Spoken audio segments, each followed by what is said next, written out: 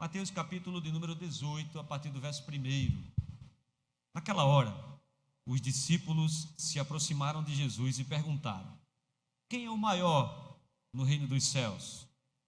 E Jesus, chamando uma criança, colocou-a no meio deles e lhes disse: em verdade lhes digo, se vocês não se converterem e não se tornarem como crianças, de maneira nenhuma entrarão no reino dos céus. Portanto, aquele que se humilhar como esta criança, esse é o maior do reino dos céus. E quem receber uma criança, tal como esta, em meu nome, é a mim que recebe. Amém? Deixa a sua Bíblia aberta. O processo do discipulado de Jesus era muito metódico. Cada momento da caminhada de Cristo na terra foi calculado, foi preparado com a finalidade de instruir, de inspirar, de produzir mudança naqueles que estavam ouvindo. Cada um desses momentos, cada uma dessas lições visavam o crescimento dos discípulos, o desenvolvimento dos discípulos. Então, toda vez que você lê um argumento de Jesus, um encontro de Jesus, uma exortação, um confronto, ali vai estar uma lição direcionada no sentido prático para promover uma mudança, um crescimento e uma edificação. Nenhuma ação é aleatória, nenhuma ação é por acaso, nenhuma ação é coincidência. Tudo foi meticulosamente projetado para que acontecesse daquela maneira. Você está me entendendo? Diga amém. Marcos, no capítulo 9, verso 19, Jesus tem uma citação que Marcos fala, que Jesus diz, um pouco aborrecido até eu diria, é a passagem onde está ali o pai leva o seu filho para que os discípulos expulsem. Vamos fazer essa leitura? Marcos capítulo 9, vamos usar bem a Bíblia, vamos bem fazer essas leituras para que nós possamos embasar, endossar aquilo que nós estamos falando. Amém? Marcos capítulo 9, versículo 19, diz assim: ó geração incrédula, até quando eu estarei com vocês? Até quando terei de suportá-los? Tragam o menino até a mim. Aqui Jesus está dentro daquela situação em que os discípulos não conseguem repreender o espírito imundo, e era necessário que eles assim fizessem, e esse discurso é um pouco até aborrecido, ele está um pouco aborrecido. Ele diz: ó geração incrédula, até quando eu vou estar com vocês? Até quando vocês não vão aprender? Até quando vocês vão precisar que eu esteja aqui com vocês fisicamente? Você vai ver dos discípulos, por exemplo, na travessia, nas duas travessias, quando o mar se agita, em todas as duas há uma repreensão veemente de Jesus para que os discípulos tomassem uma postura proativa, ou seja, para que os discípulos ali realizassem o prodígio de fazer o mar se acalmar, dando a entender claramente que Jesus queria que eles já realizassem aquela ação. Então, cada ação de Jesus era calculada e apontada para o fim do crescimento. Os milagres, os discursos, os embates, as exortações. E aqui nesse texto especificamente também temos uma lição. O debate que se origina nessa lição é o debate da questão de quem é o maior no reino. Olhe para cá, preste atenção. A concepção dos discípulos não era a concepção de um reino espiritual. O texto que o nosso diácono Fábio leu traz a revelação de que Jesus mostra aos seus discípulos que o seu projeto não é um projeto humano, não é um projeto mundano. Jesus diz: meu reino não é daqui. Mas na cabeça dos discípulos, na mente deles, a projeção do reino de Deus seria uma projeção de um reino humano. Jesus seria entronizado rei. Por isso que eles estão nesse embate. Quem vai ser mais importante quando o Senhor começar a reinar?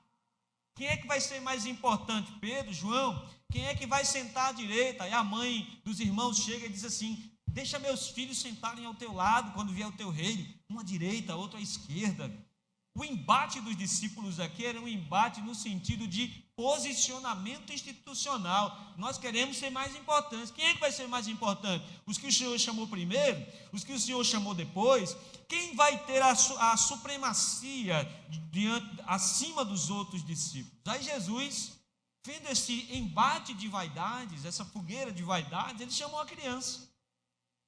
Ele pega uma criança, coloca no meio dos seus discípulos e dizem: olha, aquele que não se tornar como essa criança, aquele que não chegar e ficar igual a essa criança, ele não terá acesso ao reino. No embate da fogueira das vaidades, Jesus traz a lição no sentido de que o que importa é a essência. É o princípio das coisas pelas quais você faz as coisas. É a primazia que move você a fazer as coisas. É a sua essência. É o que a Bíblia muitas vezes chama de homem interior. É o que a Bíblia muitas vezes fala do homem incorruptível, daquilo que muitas vezes a Bíblia chama de coração. É a essência daquilo que você é. É a essência daquilo que te motiva a fazer as coisas, que te faz caminhar, que te faz falar, que te faz orar, que te faz servir. Então Jesus diz: olha, tem que ser como essa criança. A aplicação aqui é a ideia de essência.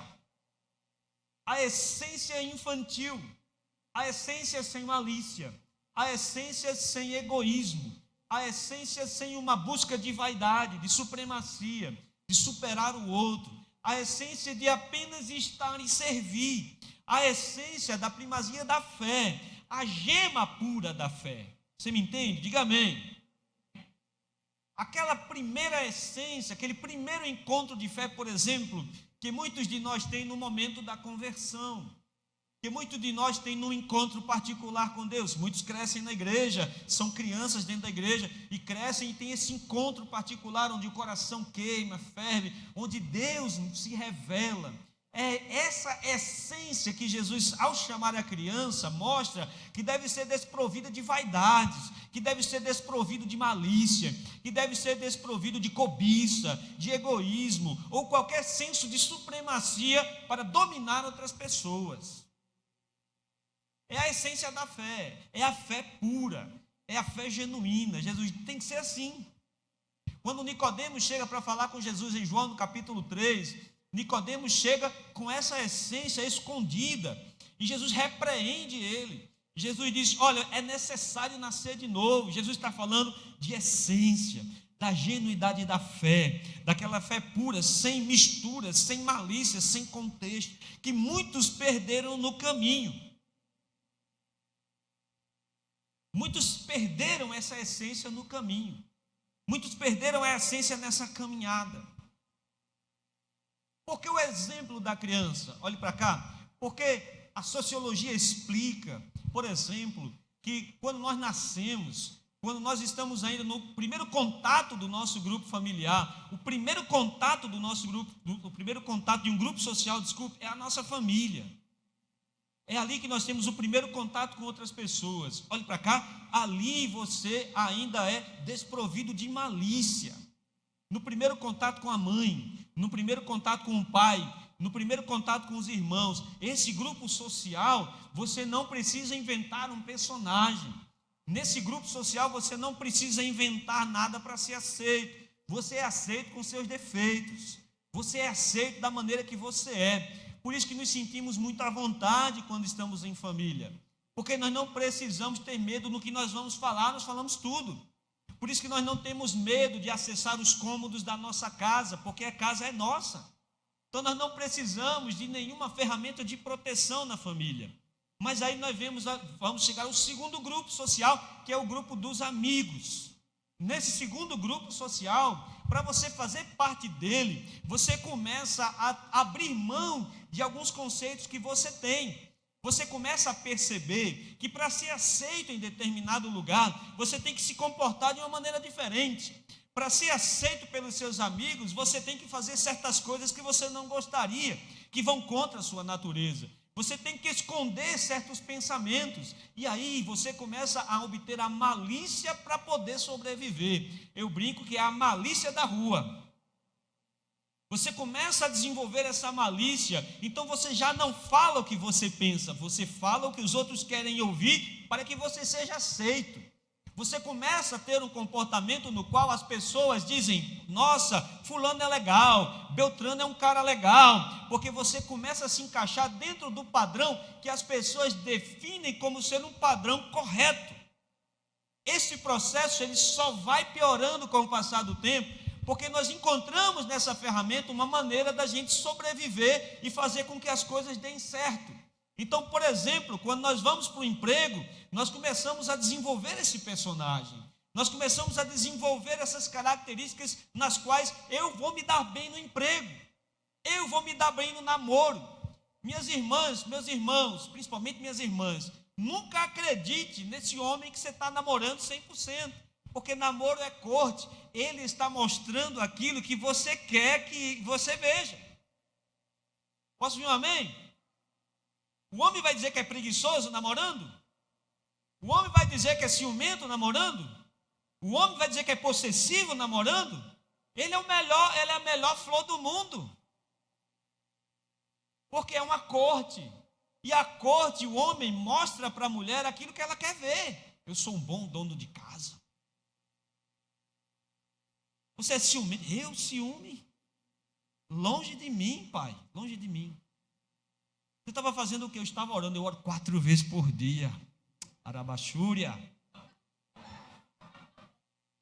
Aí depois que casa, meu amigo, é que você vai ver o sujeito na forma que ele é. Posso ouvir um amém? Esse mecanismo que nós levamos para o mundo, nós trazemos ele para a igreja. E nós vamos nos adaptando aos estereótipos. E nós vamos criando estereótipos. E para sobreviver, nós vamos nos encaixando a esses estereótipos. Deixa eu lhe mostrar uma prova disso tudo. Quando eu chego para você e digo assim, presbítero, qual é a imagem que vem na sua mente? Presbítero, qual é a imagem que vem na sua mente? Um homem sério, de meia idade, calça social, camisa assim social, manga comprida, que fala bem assim. Estou falando do presbítero Misael, não. Pastor. O que é que a gente imagina pastor? Aquele sujeito de cabelo meio grisalho, manso, calça social, um buchinho. Um amigo meu disse que pastor sem pança não inspira confiança. É um estereótipo. E a minha geração, vendo esse estereótipo, nós nos encaixávamos nesse estereótipo para poder desenvolver a nossa carreira ministerial. Porque eu tinha que parecer um presbítero para ser presbítero. Eu tinha que parecer crente para ser atendido como crente. E nós começamos a jogar em elementos externos processos de identificação da fé que pertencem à essência. Então, para identificar uma pessoa pelo estereótipo, eu olhava e dizia que o crente, fulano ali é crente, porque ele está de calça social, camisa de algodão e chinelo havaiano. Esses estereótipos nós vamos criando e nós vamos nos afastando da nossa essência. Cada vez mais nós nos afastamos da nossa essência, porque nós começamos a ser pragmáticos, nós começamos a fazer o que dá certo. Nós fazemos o que é que dá certo para eu crescer na igreja? Isso dá certo, então eu faço isso. O que é que dá certo para eu crescer no emprego? Isso dá certo, então eu sigo isso. Então, nesse processo, você vai perdendo suas características de identidade, você vai se afastando da sua essência e você vai se transformando numa criatura que as pessoas querem que você seja. Você é tudo, menos você mesmo. Você é tudo, menos aquele a quem Deus criou, projetou e estabeleceu um propósito para a vida. Que você me entende? Diga amém. Perde-se a autenticidade. Perde-se a autenticidade. E vive-se aquilo que não se é. Por isso que esse processo, ele culmina muitas vezes com a queda ou com uma vida de sofrimento religiosa. Por quê? Porque a pessoa não é aquilo que ela apresenta ser.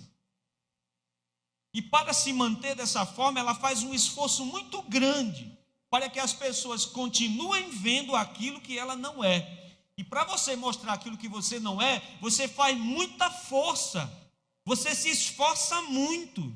E com o tempo, ou isso culmina na sua queda espiritual, ou isso faz com que você se amargure com a igreja. Por isso que tem pessoas que são desigrejadas, elas saem da igreja e criam aversão à igreja. Essas pessoas nunca experimentaram a fé genuína ou não desenvolveram o discipulado da fé genuína. Elas mergulharam no estereótipo, elas mergulharam na criação de alguém que desse certo na igreja e se afastaram da sua essência. Perde-se a percepção da essência e começa a se focar no exterior. Começa a se focar no que você faz, começa a se focar nas coisas que você não necessariamente é, mas das coisas que você pode oferecer. Você me entende? Diga amém. Mateus capítulo 23, versículo de número 1. Nós vamos ler esse texto. Os meninos vão me ajudar, nós vamos ler juntos. Mateus capítulo de número 23, verso de número 1. Veja o que eu estou falando não é novidade. Veja que o que eu estou falando não é uma coisa de hoje. Então Jesus falou à multidão e aos discípulos: na cadeira de Moisés se assentam os escribas. Portanto, façam e observem tudo o que eles disseram a vocês, mas não imitem as suas obras, porque dizem e não fazem. Atam fardos pesados demais, difíceis para carregar, e os põem sobre os ombros dos outros, mas eles mesmos nem com o dedo querem movê-los. Praticam todas as suas obras, a fim de quê? A fim de quê? Serem vistos pelos outros. Pois alargam os filactérios, alongam as franjas de suas capas, gostam do primeiro lugar nos banquetes e das primeiras cadeiras das sinagogas, gostam das saudações nas praças e de serem chamados de mestre. O que é que você vê nesse texto? Você vê os fariseus. O que é que você vê nesse texto? Uma preocupação exagerada com a opinião dos outros. Se cria um personagem a fim de se manter intacto para os outros. Em todo momento Jesus diz: faça o que eles dizem, não faça o que eles fazem, porque eles atam pesos, eles atam questões pesadas para carregar e eles não mexem o dedo. O que significa? Eles não fazem. Então uma das primeiras coisas das pessoas que se afastam da sua essência é a hipocrisia, porque ele fala e não faz. Ele fala e não age daquela maneira. Ele fala e ora e não ora. Ele fala e se consagra, ele não se consagra. Ele fala seja santo, mas ele não é santo. Ele cria um personagem santo para que as pessoas olhem para ele, mas na sua essência ele já está distante de Deus há muito tempo. Ele é como uma árvore grande, uma sequoia grande que foi comida pelo cupim. Ele é bonito e forte por fora, mas ele é oco por dentro. Você me entende? Diga amém. E muitos de nós estamos assim. E muitos de nós entramos assim na pandemia. Nós vimos numa velocidade, numa pressa muito grande na pandemia. A sensação que nós tínhamos é que não tínhamos controle da nossa vida. E a nossa vida espiritual se limitou às reuniões e a cultos. E nós nos esforçamos para manter a impressão de que participando dos cultos nós estávamos bem. Que a nossa fé estava fortalecida. Que a nossa fé era digna, que a nossa fé nos conduziria à salvação. Quem é salvo aqui? Amém, eu sou salvo. Mas por dentro estava comido pelo remorso, porque não conseguia se libertar da culpa do pecado. Não conseguia se libertar da vida dúbia que vivia pela madrugada, ou das conversas paralelas, ou do adultério no coração, ou da maldade e da maledicência. E aí vem uma questão muito importante, que é preciso que nós venhamos aprender sobre autenticidade. Quem nos julga não é a pessoa que está do seu lado. Quem lhe julga não é o ministério da sua igreja.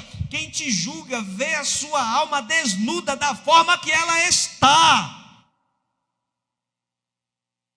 Quem te julga vê por dentro e por fora, sabe os seus pensamentos. Antes que você fale, ele já sabe o que você vai falar.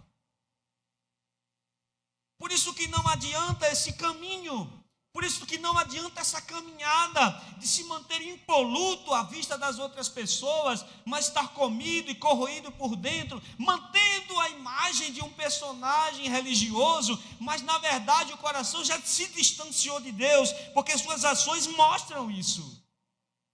E é isso que Jesus fala à igreja de Éfeso no capítulo 2, no versículo 5. Lembra aonde você caiu, as suas práticas continuam as mesmas, as suas ações continuam as mesmas. Você é ortodoxo, você é religioso, você faz todas as ações aos olhos dos outros da mesma maneira, mas você já caiu. É isso que ele está dizendo à igreja de Éfeso, mas você já caiu. Lembra onde você caiu, porque o brilho da nossa fé genuína está coberto de camadas de malícias e frustrações. E nós precisamos reencontrar essa essência e fazê-la brilhar de novo. Se você me entende, diga amém. A introdução eu gastei meia hora.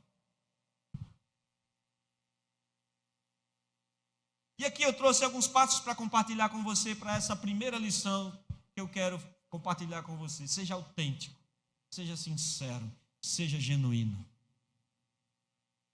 E o primeiro passo para isso é: não minta para você mesmo. Não adianta você mentir para você mesmo. Não adianta. Se eu fizer uma pergunta para você hoje, ela é retórica, não me responda. Mas eu não quero que ela soe como de tantas vezes ela já foi proferida e você já perdeu até o significado dela. Como é que você está hoje? Não minta para você mesmo. Não diga que você está bem se você está. Não diga que você está tranquilo sem você estar.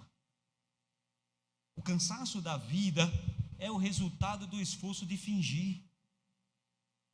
O cansaço da vida, porque você aprende a conviver com tantas coisas que nos ferem, que faz com que tudo aquilo que é realmente a essência você esconda. A todo momento, esse argumento ele não é novo, ele é antigo, ele é bíblico. Tiago, capítulo 1, versículo de número 21. Vamos lá, irmão, abra sua Bíblia lá. A carta de Tiago, capítulo 1, versículo de número 21. Carta de Tiago, capítulo 1, versículo 21.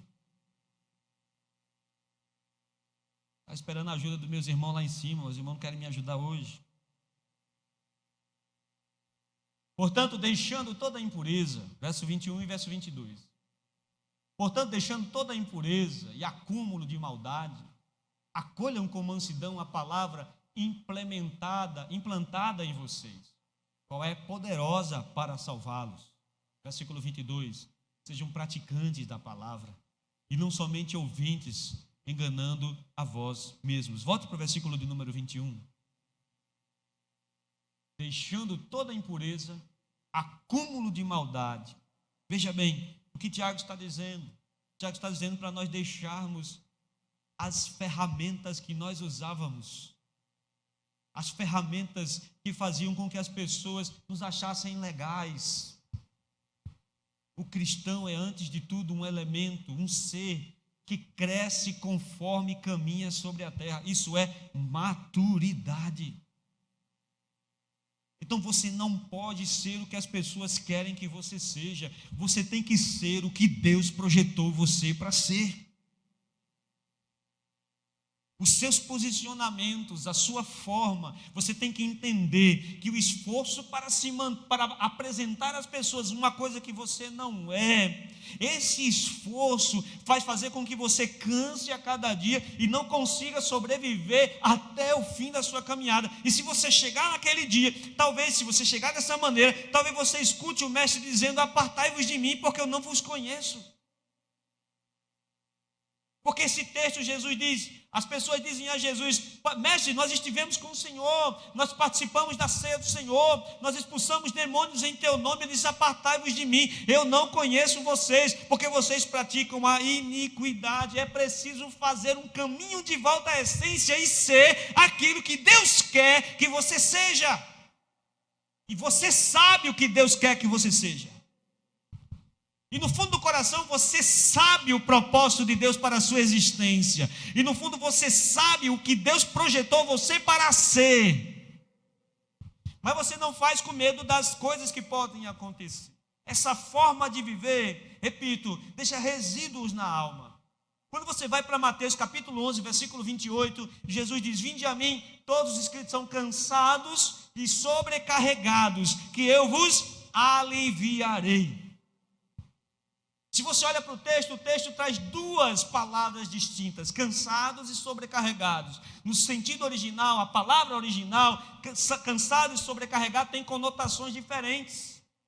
Cansado é aquele que tenta muito e não consegue e se frustra em tentar.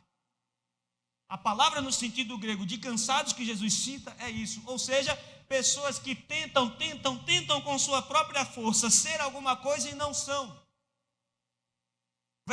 A outra palavra, sobrecarregados, ele fala de pessoas que colocaram pesos demais em sua vida e por isso não suportam mais o peso da caminhada. Ou seja, em um primeiro momento, Jesus fala dos pecadores que tentam se converter, que tentam abandonar o pecado com suas próprias forças. No segundo momento, Jesus fala daquelas pessoas que são religiosas, que colocam pesos demais sobre si, pensando que esse peso vai fazer com que eles se tornem mais santos. Essas duas coisas vão fazer com que você caia mais lá na frente na sua fé. Quem está me entendendo, diz amém. Você está me entendendo, meu irmão? Diga amém. Eu estou te assustando. Você está me entendendo? Amém. Você está tão caladinho, não sei se é o frio, se os olhos estão tão apertadinhos atrás da máscara. Tomara que não seja medo. Amém? Cansados e sobrecarregados, ou seja, ímpios e religiosos. Cansados e sobrecarregados. No decorrer desse dia, deixe-me dar alguns exemplos meus, para que você possa compreender o quão isso é perigoso na nossa vida. Durante muitas vezes eu compartilhei isso no grupo de vida, e alguns irmãos até acharam: mas pastor, isso era muito besta, hein? Eu compartilhei isso no grupo de vida. Durante anos, eu saí com minha família em momentos de férias. Mas só a minha esposa, eu acho que a esposa de nenhum dos irmãos, gostam de foto. E depois que inventaram o celular e tiraram aquelas fotos, aqueles filmes de 36 poses, aquilo era uma benção e eu não sabia. Porque 36 poses acabava, a foto acabava, mas o celular hoje são 1000 fotos que você tira por dia. Essa pose está boa, essa pose está ruim. Agora me tire rindo, agora tire chorando, agora tire de lado, agora tire do outro lado. Eu não tirava foto com a minha família. Não tirava foto das férias com a minha família. Minha família estava na praia, você vai ver várias vezes Eliane e os meninos, você não vai ver minha foto. Porque o processo de religiosidade me sobrecarregou. Se eu tirar uma foto na praia, o que é que a igreja vai pensar? Mas era o meu dia de férias. Era o meu dia de estar com a minha família. Mas isso me cegou. Festas, celebrações, não tire minha foto.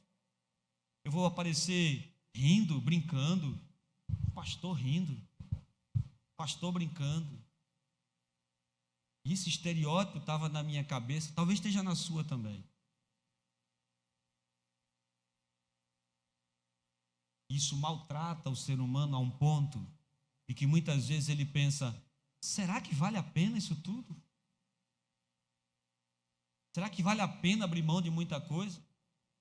Porque muitas vezes nós fazemos coisas que Deus não pediu que nós fizéssemos.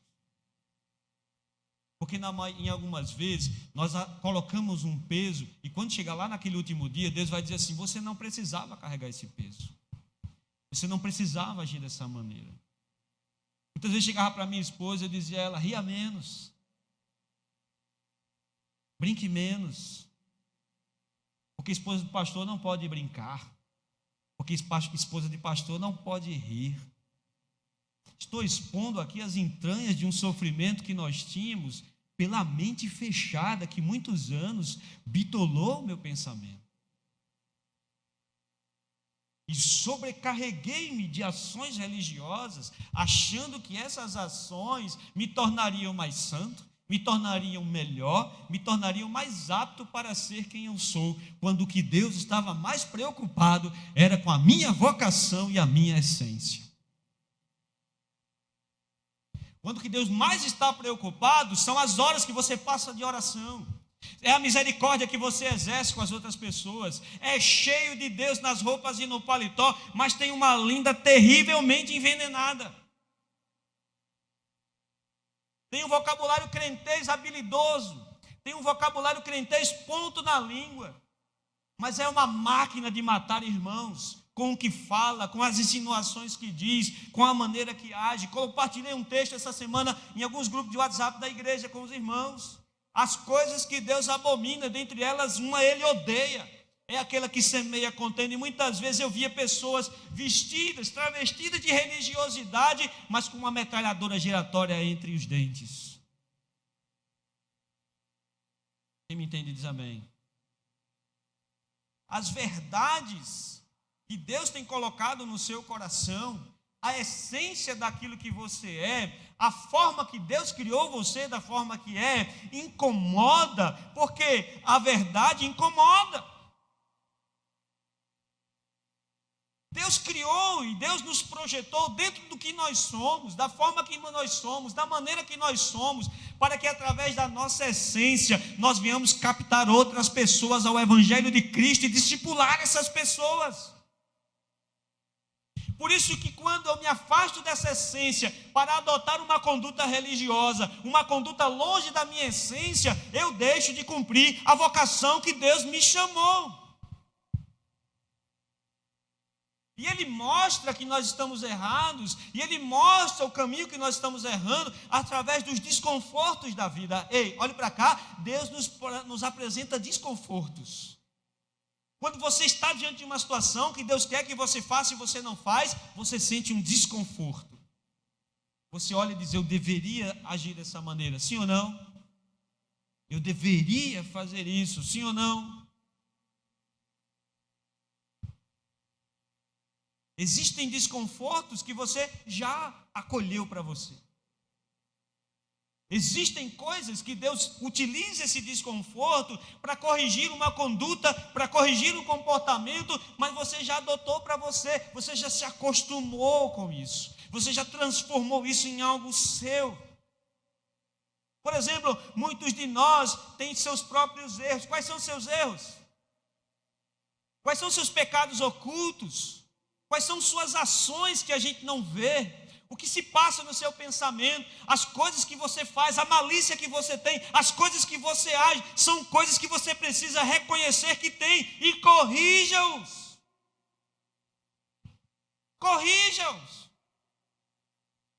Por isso que Paulo, escrevendo aos Coríntios, no capítulo 11, o texto que nós sempre lemos antes da ceia, ele diz, cada um examine-se a si mesmo. Se nós julgássemos a nós mesmos, nós não precisaríamos de um juiz. Julgue-se a si mesmo. Como é que está a sua vida espiritual? Julgue-se a si mesmo, como é que está a sua relação com Deus? Julgue-se a si mesmo, como é que está a misericórdia no seu coração? Julgue-se a si mesmo, como é que está a empatia com a pessoa que está do seu lado? Julgue-se a si mesmo, onde estão os teus pés? Onde os teus pés estão te levando? Identifique seus erros, corrija. Não esconda seus erros, corrija. Seja autêntico com você mesmo. Seja genuíno com você mesmo. Posso ouvir um amém, irmãos? Irmão, você está me entendendo? Diga amém. Eu vou aliviar mais, senão quarta-feira não vem ninguém.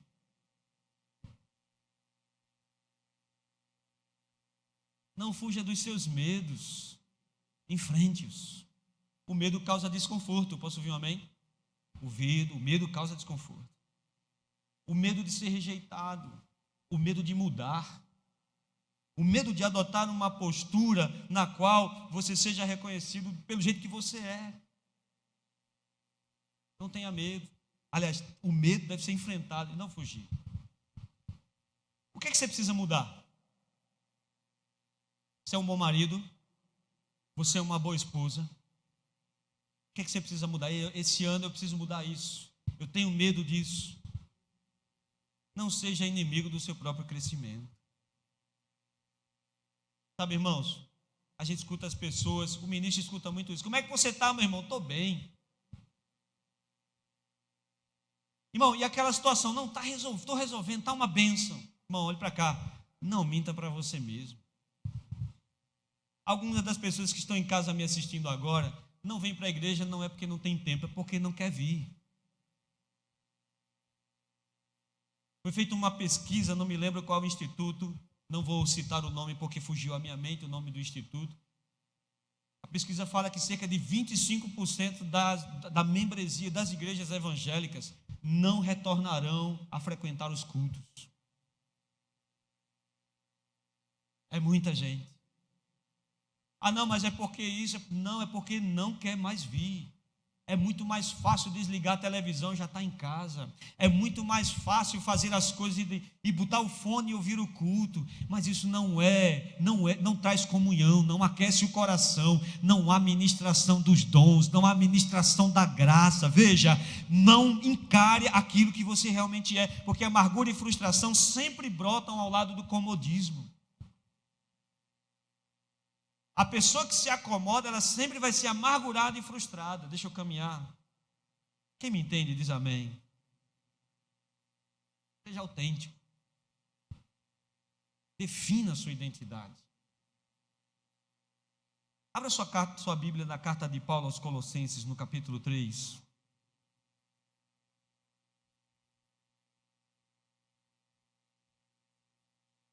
Colossenses capítulo 3, verso de número 8. Colossenses capítulo 3.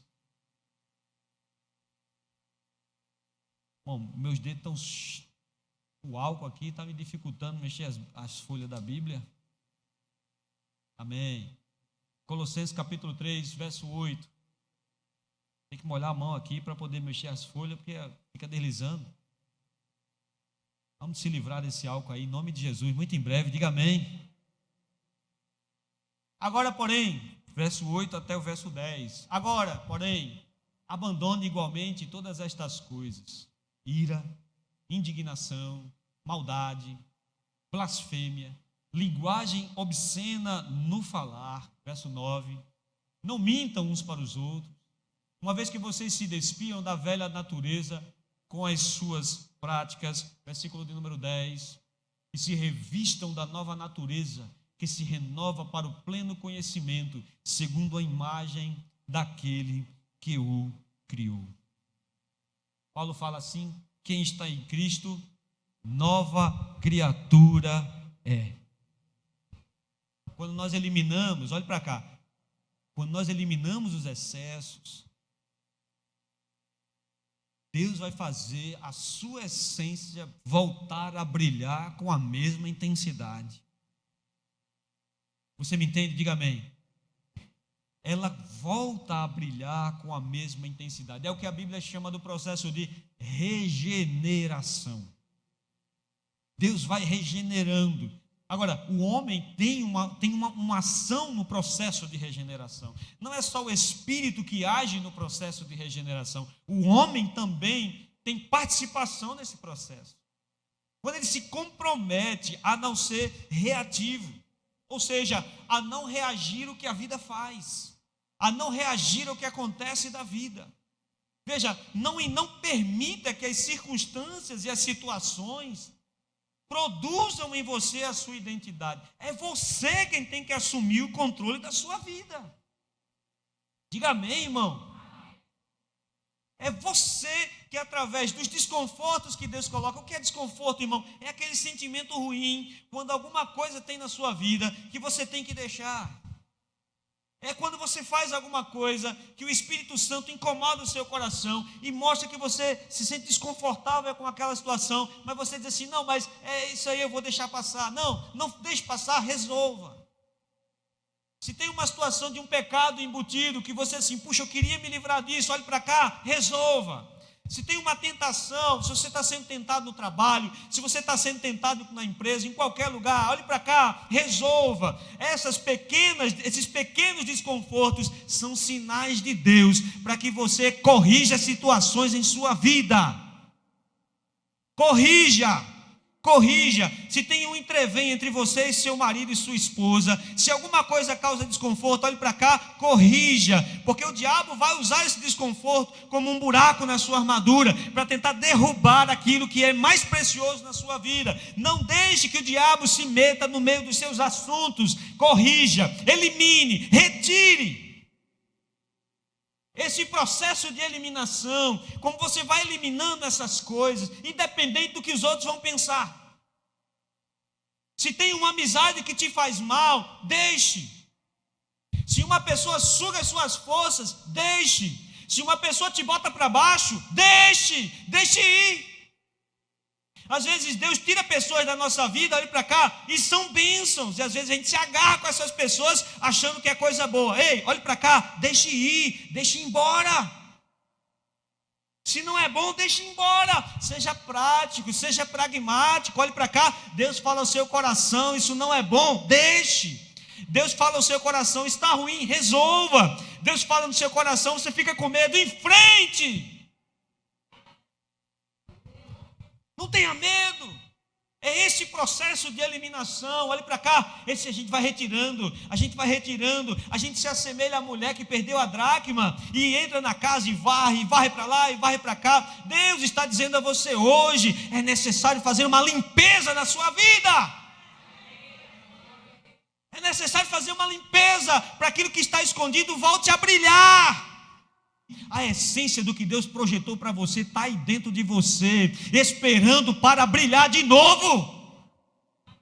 Diga amém, meu irmão. Não seja reativo a isso. Não deixe as coisas ruins acontecerem. Resolva. Vai lá e faz o que tem que ser feito. Vai lá e age no que tem que ser, naquilo que você tem que agir. Esse processo te aproxima de Deus. Você entende? Porque você vai eliminando aquilo que te afasta de Deus. Você vai eliminando aquilo que criou camadas no seu coração para que ele ficasse endurecido. Você vai retirando e Deus vai se agradando e você vai se aproximando. E Deus vai te atraindo cada vez mais para perto. Você vai ficando cada vez mais perto. E você vai ficando cada vez mais sensível. E você vai ficando cada vez mais leve. É um processo natural. A sua identidade é sua essência revelada. Essa essência que está dentro de você, quando você começa a eliminar aquilo que não é bom, essa essência começa a ser quem você é. Diga glória a Deus, meu irmão. Me defina aí quem era Paulo em uma palavra: determinado. Defina aí através da identidade: Noé, comprometido. Noé andava com Deus. Diga amém, irmão. A essência define a identidade. A sua essência define quem você é. Não deixe o mundo definir quem você é. É a sua essência quem vai definir quem você é. Se você não tiver medo de apresentar a sua essência. Se você não tiver medo de viver o que Deus quer na sua vida, apresente. Quem é Pedro? Qual é a identidade de Pedro? Cada um dos homens de Deus, a sua própria identidade é revelada através da sua essência externada. As suas essências falam por ele. A primeira coisa, não minta para você mesmo. Anote aí, decore, diga amém. A segunda coisa, seja autêntico. Você vai definir a sua identidade. A terceira e última coisa, não deixe que os outros definam o seu caminho. Não deixe que os outros definam o seu caminho. Porque muitas vezes deixamos que os outros definam o nosso caminho, interferindo direta ou indiretamente nas nossas decisões. Quantas vezes você escolheu alguma coisa afetado pela opinião de outras pessoas? Quantas vezes você agiu ou reagiu afetado por a ação de alguém contra você?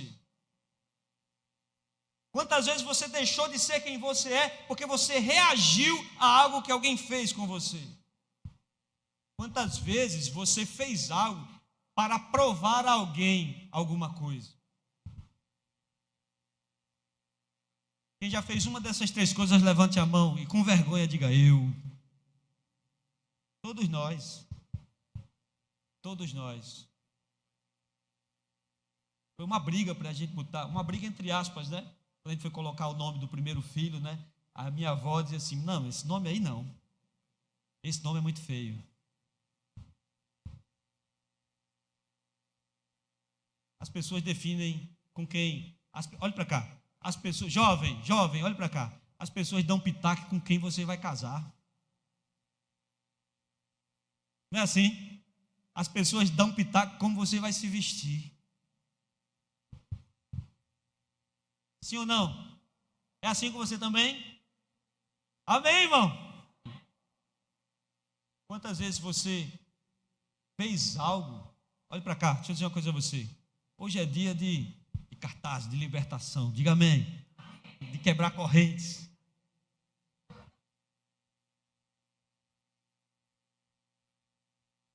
Meu primeiro porre foi com 13 anos de idade. Eu tinha idade do meu filho mais novo, quando eu cheguei em casa cambaleando. Cheguei no portão, fiquei tudo durinho para meu pai não ver. Aí quando eu passei da porta da cozinha, eu tombei. Meu primeiro porre foi porque um amigo meu disse o seguinte: você não tem coragem. A primeira oportunidade que eu tive, numa roda de amigos, de fumar um cigarro de maconha, só eu não fumei naquele dia. Todos os outros fumaram, porque disseram: vocês não têm coragem. Muitas vezes nós tomamos ações e atitudes na nossa vida para provar coisas a pessoas que não querem o seu bem, querem a sua destruição. Muitas pessoas, eu não vou dizer muitas, algumas pessoas que estão perto de você, algumas pessoas que rodeiam você, não querem o seu bem, querem a sua destruição. E muitas vezes nós agimos para provar algo a essas pessoas e deixamos que essas pessoas indiretamente determinem o curso da nossa vida. Naquele dia, os meus amigos que sentados na sala daquela casa experimentaram aquele cigarro de maconha a primeira vez, daqueles 4 que estavam ali, só eu estou vivo até hoje. Os 4 já se foram, consumido pela droga, consumido pelo traficante, foi assassinado, consumido fugindo num assalto na cidade de lá no Maranhão, num assalto à mão armada, foi executado pela polícia. Todos, um por um, tiveram sua vida ceifada, porque fizeram uma escolha errada para aprovar algo a alguém que definiu o curso da vida deles. E talvez algumas coisas que você esteja fazendo hoje esteja sendo feito para provar algo a alguém. Ei, olhe para cá, você não precisa provar nada a ninguém. Você só precisa ser o que Deus quer que você seja. Você não precisa provar que é honesto. Você não precisa provar que é uma boa pessoa. Seja uma boa pessoa. Você não precisa provar que é misericordioso. Seja misericordioso. Você não precisa provar que é bom. Seja bom. Ô, irmão, o tempo está correndo. Eu vou ter que correr aqui. Tem uma história que eu contei aqui algumas vezes sobre a questão da opinião das outras pessoas. É a história do velho, do menino e do burro. Quem conhece essa história? Ainda bem que você não conhece. Minhas histórias precisam fazer um F5, né? Uma atualização. Vou fazer uma atualização, viu? Minhas histórias estão meio surradas, né? Aí a história de um senhor, de um velho que vinha com um burro amarrado e um menino. Ele pegou o menino, colocou em cima do burro. Tenho força, dá para eu ir tranquilo. E foi passando. Quando cruzou o caminho com uma primeira pessoa, a primeira pessoa disse: que menino desalmado. Um senhor de idade, nessas condições, sem poder andar, e um menino novo em cima do burro. O velho disse: é verdade. Desce. Aí desceu o menino, subiu no burro, deu a corda ao menino e o menino começou a puxar o burro. Mas na frente cruzou outra pessoa. Mas que velho desalmado. A criança aí embaixo puxando o burro. E ele aí em cima, todo cheio de si. O velho disse: é verdade. Vamos 2 a pé. Só desceram os 2. pegaram a corda e foram puxando o burro. Mas na frente cruzou com outra pessoa. Mas que pareia de cabras besta. A pé tendo um burro. O velho fez o quê? É verdade. Subiram os dois. Mas na frente, adivinhe, cruzou com outra pessoa. Olha, se eu tivesse o número da Sociedade Protetora dos Animais, eu ligava. 2 pessoas em cima do burro. Que maldade. E agora, o que é que a gente faz? Já sei. Desceram os dois, o velho pegou o burro e botou o burro nas costas. Quero ver quem é que vai falar. Velho doido, está carregando o burro ao invés de ir em cima dele. Sabe qual é a moral da história? Você nunca vai agradar a opinião das outras pessoas. Você nunca vai agradar os outros. Diga amém, pelo amor de Deus. Então não tome decisão pensando nos outros.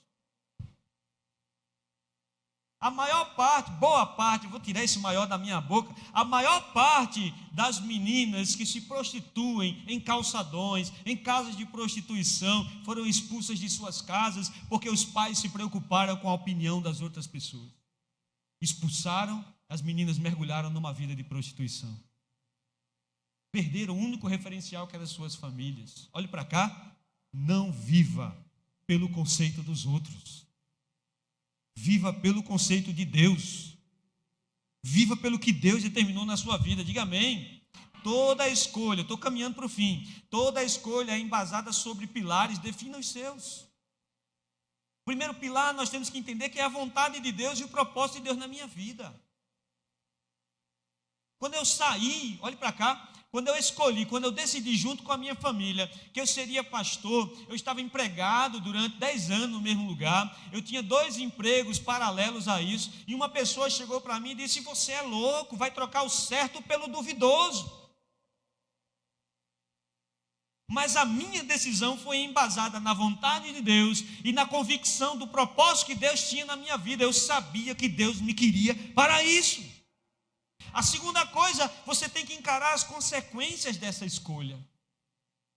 Você tem que entender que toda escolha tem uma consequência. Posso ouvir um amém? E assumir essas consequências. Os 3 jovens estavam lá na fornalha. Sadraque, Mesaque e Abednego. Olha, eu vou jogar você na fornalha. Eu quero ver se o seu Deus vai livrar você. Qual foi a resposta deles? Se Deus livrar, amém. Se Deus não livrar, amém. Não importa o que aconteça, nós não vamos nos ajoelhar diante desta imagem. Ou seja, eu assumo as consequências. Não são os outros. Não é fulano, não é Beltrano, não vou culpar a Deus. Eu estou disposto a endossar a escolha que eu fizer. Aquele que tenta agradar a todos, irmão, perde sua própria vida e se torna escravo da expectativa de outras pessoas. Vou encerrar agora. Aleluia, eu ouvi. Vou encerrar, aleluia. Brincadeira, eu sei que não foi por isso. Tomara, né? Envelhecer, irmão, não é amadurecer. Você entende isso? Amém? Envelhecer não é amadurecer. Amadurecer é crescer. É entender a vida e viver a vida conforme o Senhor determina. 1 Coríntios capítulo 13, versículo 11, o apóstolo Paulo diz: quando eu era menino, eu agia como menino, eu pensava como menino, e olha para cá, fazia as coisas de menino. Mas agora eu sou homem, portanto, deixei as coisas de menino. Posso ouvir um amém? Isso serve para a mulher também, menina. Amadurecer é crescer. Devemos entender, irmãos, a vida. Nós estamos numa situação que Deus nos jogou para que nós parássemos e entendêssemos que nós não temos mais tempo para mentir para a gente.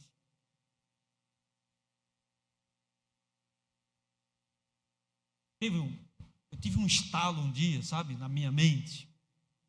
Quem está com sono aí diz amém. Eu tive um estalo um dia.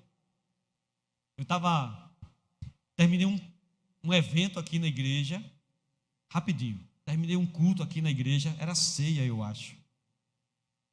Nosso culto era vespertino, então eu chegava aqui às 4 da tarde, e aí nós tirávamos às 4 da tarde até aproximadamente, depois do segundo culto, que era de 7 horas, a gente ficava naquela resenha aqui fora, né? Só sei que eu descia de 4 da tarde, subia de 11 da noite. E à época eu estava meio displicente com a minha saúde. Comia muito, comia errado. 2 litros de refrigerante era um almoço. Era um negócio selvagem. Selvagem. Quando eu dormi, um pacote de treloso, um copo cheio de achocolatado, amassava e comia. Cheguei na casa dos 100 quilos, desse tamanho. Se eu tropeçasse na escadaria lá de casa, eu só parava no degrau de baixo. Quase 100 quilos. Teve um dia que eu fui dormir. Olha para cá. Teve um dia que eu fui dormir. Começou um formigamento. E eu dizia sempre um negócio assim. Eu dizia assim, eu não vou me exercitar, não tenho tempo. Eu não vou fazer esse negócio de comida, eu não tenho tempo. Eu não tenho tempo para essas coisas. Eu não tenho tempo para isso. E eu me convencia de que eu estava correto. Fui dormir nesse dia, depois de um culto desse de ceia, a minha perna ficou dormente e a outra perna pinicava. O mundo começou a girar. Não chamei a Eliana, disse, se eu for morrer, eu morro sozinho aqui, quieto. Vou morrer. Minha mãe é diabética, meu pai morreu de uma doença do coração. E eu tenho um privilégio de ter essas 2 heranças se eu não me cuidasse.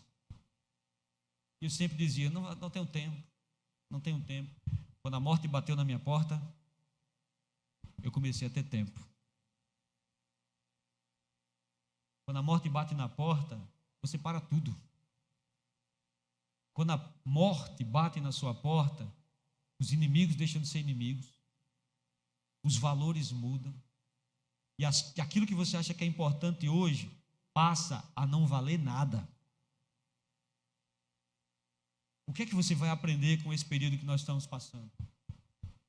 E nós perdemos pessoas amigas. Eu perdi um amigo com 45 anos, ele tinha um ano mais velho que eu só. Eu estava vindo para o culto quando a esposa mandou a mensagem no grupo de pastores dizendo, o pastor Joás acabou de falecer. As minhas pernas tremeram, ele era quase da minha idade. Eu não sei como eu consegui pregar naquele dia aqui. Nós vamos sair do mesmo jeito, mentindo para nós mesmos, dizendo que nós não temos tempo para orar, dizendo que nós não temos tempo para fazer, dizendo que nós não temos tempo para absolutamente nada. Seja sincero. Comece hoje, olhe para cá, uma grande obra. Seja sincero com você mesmo e comece hoje uma grande obra. Neemias, no capítulo 6, ao ser questionado, Neemias diz, eu não vou a lugar nenhum, porque eu estou fazendo uma grande obra. E que obra maior você pode fazer, senão na sua própria vida? E que obra maior você pode fazer, senão mudando os seus conceitos, mudando aquilo que está errado, se preparando para o encontro com o Senhor? O que é mais importante nesse mundo do que sua própria vida? Me responda. O que é mais importante do que qualquer outra coisa, senão você melhorar? Desafie a si mesmo. Faça um desafio hoje, segure na mão de Deus e siga isso. Vou encerrar com um exemplo negativo. Certa feita, um jovem procurou Jesus. Ele estava com uma inquietação, um desconforto, como eu falei, lembra? Desconforto. Ele estava com desconforto. Ele vivia uma vida perfeita, perfeita. mas ele tinha um desconforto. E ele decidiu resolver esse desconforto. Ele disse: mestre, o que é que eu tenho que fazer para ser salvo? Jesus diz: guarda os mandamentos, honra teu pai, honra tua mãe. Ele disse: mestre. Ele não falou com alegria, como alguns pregadores dizem. Ele falou com tristeza, porque isso não estava resolvendo. Ele disse: mestre, isso eu faço desde a minha meninice. Então vá. Desculpe, Jesus diz: te falta uma coisa.